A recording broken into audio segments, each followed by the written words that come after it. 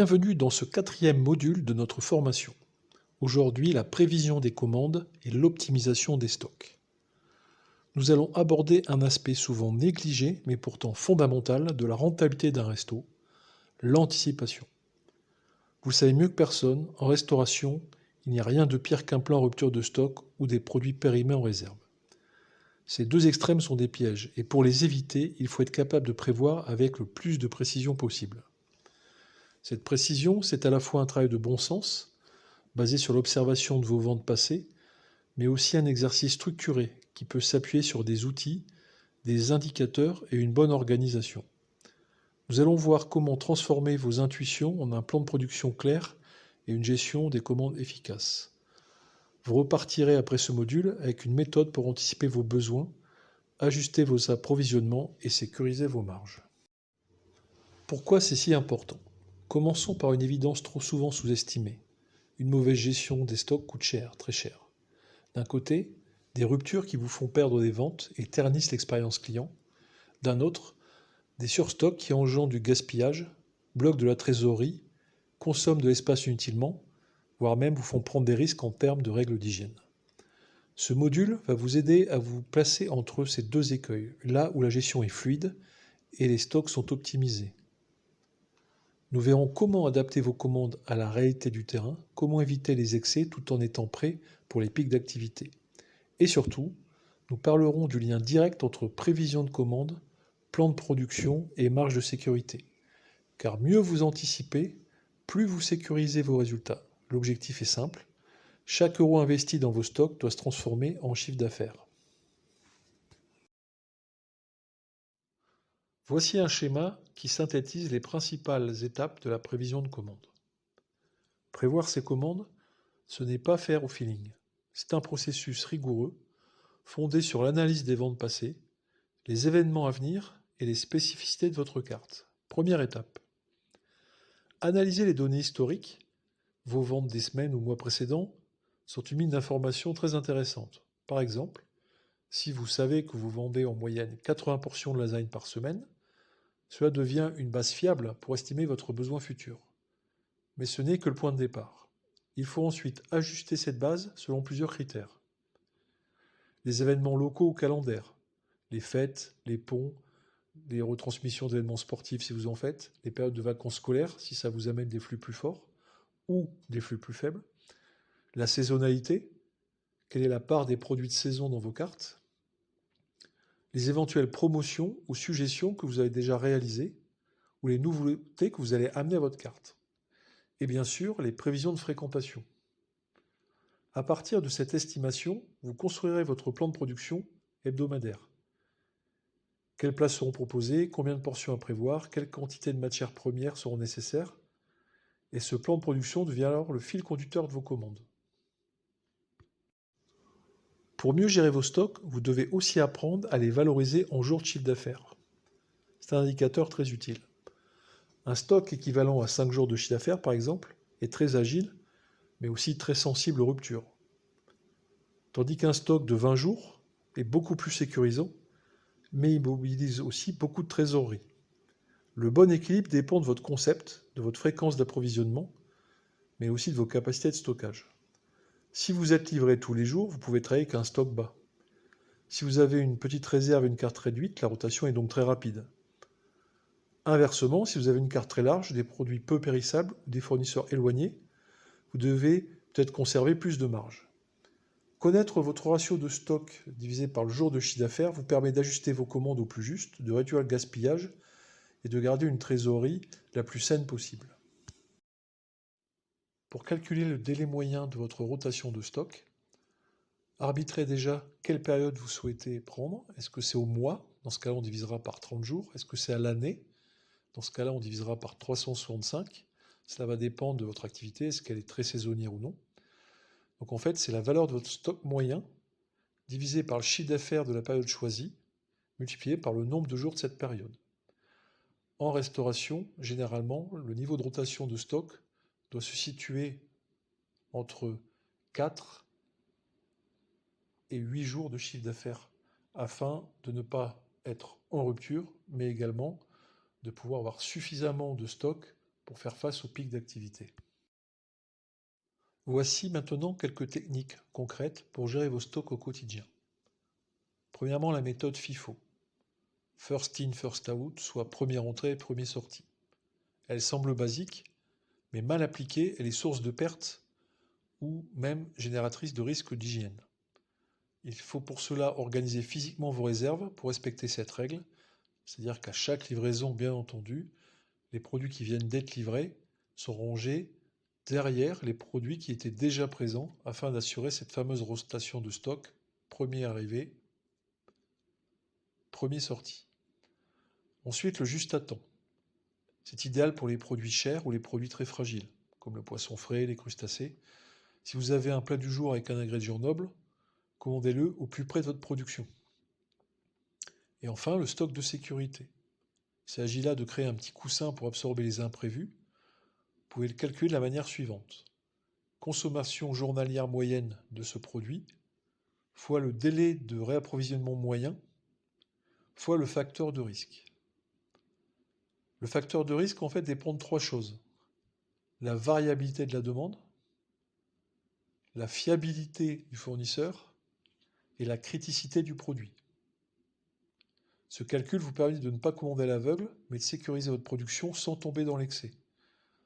C'est généralement très intéressant d'utiliser cette méthode quand on arrive sur des périodes de pont où parfois on a des cycles de commandes qui s'allongent parce que le fournisseur ne peut pas livrer, parce que le fournisseur est fermé à cette période-là. Voilà, donc c'est un moyen très intéressant d'être plus précis, surtout sur les périodes où il est difficile de prévoir correctement ses commandes. La construction et l'utilisation du plan de production. Une fois que vous avez estimé la fréquentation à venir, il est temps de la traduire dans un plan de production qui va guider vos achats, organiser vos mises en place et gérer au mieux l'optimisation de votre matière première. La première étape consiste à estimer le nombre de couverts. L'idéal, c'est de travailler en J+2 afin d'être en conformité avec les exigences sanitaires, puisque la durée de vie des produits en mise en place est pour la plupart prévue sur 2 jours. Pour cela, vous vous basez sur vos historiques de fréquentation sur la même période, même jour de la semaine, même saison, mêmes événements, votre niveau de réservation actuel, les tendances météo ou événementielles, animation locale, jours particuliers, et également la saisonnalité, si vous êtes dans une région où votre activité est liée par exemple au flux des vacanciers. Imaginons que vous prévoyez 80 couverts pour le prochain jeudi midi. Donc dans la deuxième étape du plan de production, vous allez utiliser un taux de prise pour estimer les ventes par plat. Le taux de prise correspond à la proportion de couverts qui choisissent un plat donné et ça se calcule ainsi. C'est le nombre de plats vendus divisé par le nombre de couverts servis. Prenons un exemple avec une vente de 120 portions de risotto pour 400 couverts servis sur une semaine. Le taux de prise du risotto est donc de 120 divisé par 400, soit 30% de taux de prise. Ce taux peut être calculé sur une semaine, ça c'est utile pour les suggestions et plats du jour par exemple, sur un mois ou sur un trimestre, c'est plus pertinent pour les best-sellers de votre carte ou les plats fixes sur le fond de carte. Ça peut être aussi réalisé par saison, si votre carte varie entre l'été et l'hiver.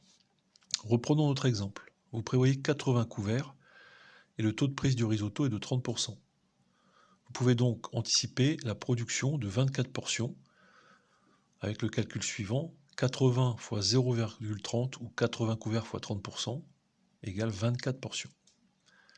Troisième étape, intégrer les contraintes de DLC. Votre plan de production doit toujours respecter les règles d'hygiène et de sécurité comme vu en début de présentation. Donc ça va être en lien avec les DLC des produits ou votre plan de maîtrise sanitaire. Si un ingrédient a une DLC de 3 jours et que vous produisez à J+2, vous pouvez lancer cette production anticipée.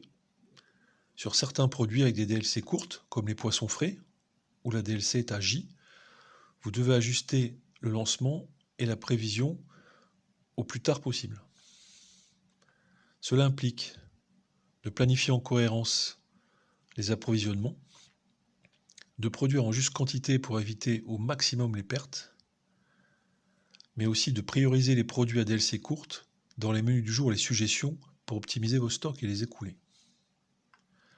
Comment établir ce plan de production?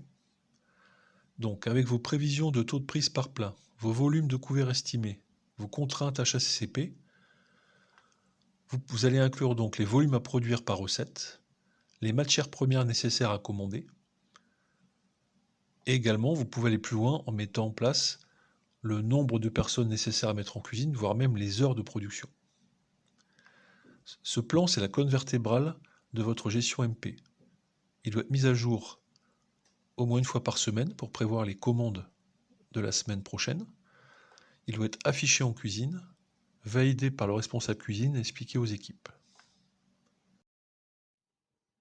Je peux mettre gracieusement à votre disposition un tableur qui permet d'utiliser 30 recettes dans un plan de production plus un outil d'aide aux commandes.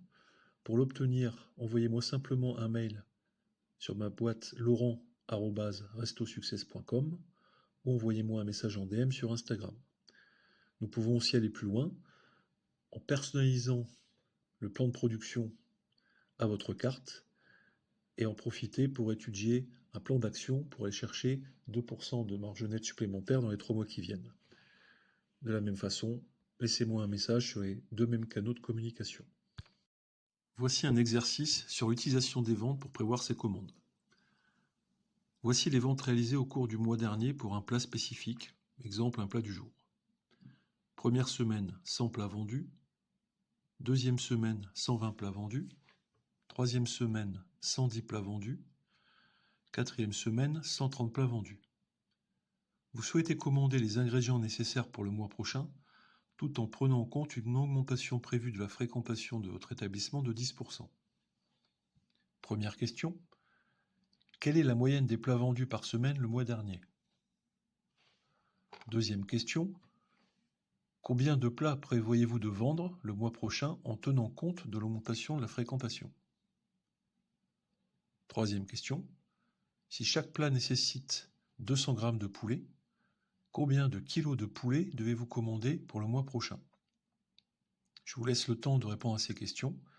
Si vous souhaitez obtenir la correction, vous pouvez m'envoyer un mail à l'adresse ci-dessous ou m'envoyer un DM sur mon compte Instagram. Exercice sur l'optimisation du stock, méthode FIFO. Vous avez en stock les produits suivants pour la semaine prochaine. Tomates, 10 kg reçus la semaine dernière, 15 kg reçus cette semaine. Poisson, 5 kg reçus il y a 2 jours, 10 kg reçus aujourd'hui. Vous devez planifier l'utilisation de ces produits selon la méthode FIFO pour éviter qu'ils ne se périment. Première question. Quelle quantité de tomates devez-vous utiliser en premier? Deuxième question. Quelle quantité de poisson devez-vous utiliser en premier? Troisième question. Si vous ne suivez pas la méthode FIFO, quel risque courez-vous en termes de gaspillage alimentaire? En conclusion, voici les 5 règles d'or à appliquer dès maintenant pour devenir un pro de la gestion de stock dans votre établissement. Première règle, analysez vos ventes passées pour ajuster vos commandes. Deuxième règle, prenez en compte les événements et la saisonnalité pour éviter les ruptures et les pertes. Troisièmement, faites appliquer par vos équipes la méthode FIFO pour éviter le gaspillage et les risques HACCP. Quatrième règle d'or, commandez en juste à temps pour certains produits coûteux pour éviter les stocks dormants. Cinquième règle, calculez votre stock de sécurité pour ne jamais être pris au dépourvu en prenant en compte la règle des 4 à 8 jours de valeur de chiffre d'affaires en stock. Une bonne gestion de stock, c'est plus de rentabilité, moins de stress. Maintenant, dans le prochain module, on va s'attaquer à la gestion des effectifs pour maximiser la productivité et réduire les coûts inutiles. Appliquez dès aujourd'hui ces méthodes et transformez votre gestion de stock en un atout puissant pour augmenter la rentabilité de votre restaurant.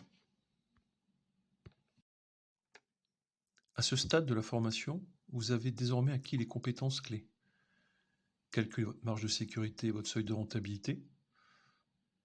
Identifier les leviers d'amélioration de votre productivité. Être capable d'ajuster vos commandes en fonction des prévisions de vente.